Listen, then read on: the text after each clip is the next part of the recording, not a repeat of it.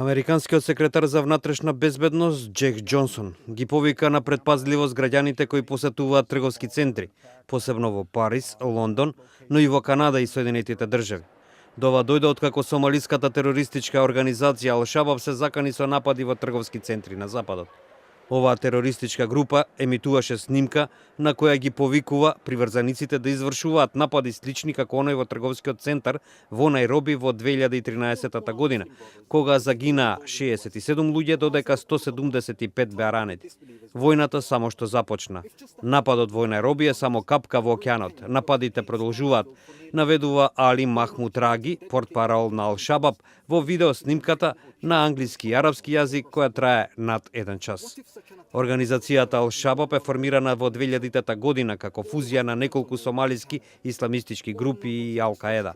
Таа сака Сомалија да стане исламска држава со шеријатски закони, како и да се спроведува џихад на глобално ниво.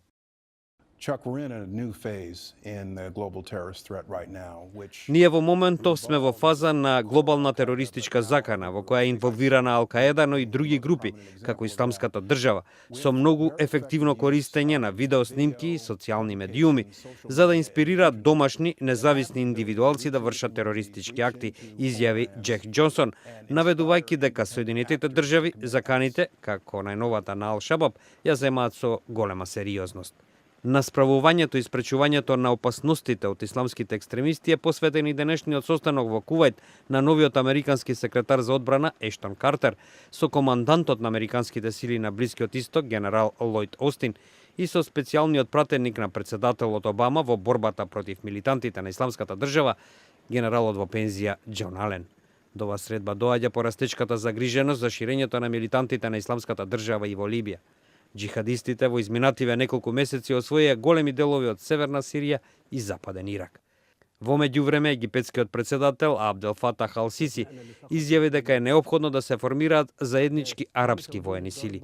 Во телевизиското обраќање тој рече дека таквите сили би се бореле против регионалните закани од исламските милитанти. Заканите стануваат се поголеми и можеме да се справиме со нив само ако бидеме заедно, изјави Сиси, додавајќи дека Јордан и Обединетите арапски емирати му понудиле помош на Египет откако во минатата недела во Либија беа обезглавени 20 египетски христијани од страна на милитантите на исламската држава.